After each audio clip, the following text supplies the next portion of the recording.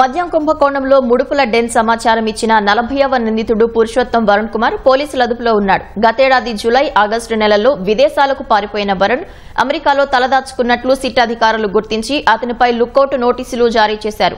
అతని కదలికలపై కన్నేసిన సిట్ అధికారులు నిన్న దుబాయ్ నుంచి హైదరాబాద్ వచ్చినట్లు గుర్తించారు. వెంటనే శంషాబాద్ విమానాశ్రయంలో అదుపులోకి తీసుకున్నారు. సికింద్రాబాద్ కు చెందిన వరుణ్ ఇంజనీరింగ్ చదివాడు. హైదరాబాద్ లోని ఓ కాఫీ షాప్ లో నెలకు 32,000 రూపాయల జీతానికి పనిచేసేవాడు. ప్రవాసాంధ్రుడైన ఓ వైద్యుడి ద్వారా రాజకేశ్రెడ్డి బృందం వరుణ్ ను మద్యం కుంభకోణం ముగ్గులోకి దించింది. పుదుచ్చేరిలోని లీలా డిస్టిలరీస్ ప్రైవేట్ లిమిటెడ్ కంపెనీకి వరుణ్ కుమార్ ను ఏపీ ఆపరేషన్స్ హెడ్ గా నియమించి అతని పేరిట 100 కోట్లు కొల్లగొట్టింది.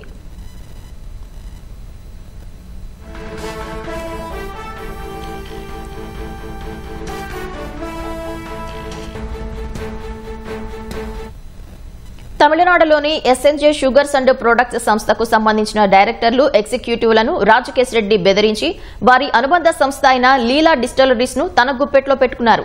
లీలా డిస్టిలరీస్ తో ఆథరైజేషన్ ఇప్పించి వరుణ్ కుమార్ ను ఆ కంపెనీ ఏపీ ఆపరేషన్స్ హెడ్ గా నియమించారు. వరుణ్ పేరిట బ్యాంకు ఖాతా తెరిపించి 10 కోట్ల రూపాయల వరకు చెక్ పవర్ కల్పించారు. సొంతంగా మద్యం తయారు చేసే కనీస మౌలిక సదుపాయాలు లేని లీలా డిస్టిలరీస్ కు బెవరేజెస్ కార్పొరేషన్ నుంచి భారీగా మద్యం సరఫరా ఆర్డర్లు కట్టబెట్టారు.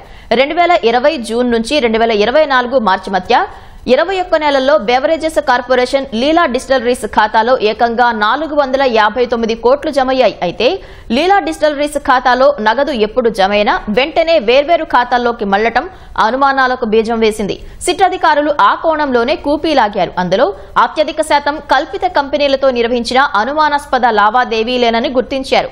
ఈ నేపథ్యంలోనే వరుణ్ కుమార్ ను నిందితుడిగా చేర్చారు.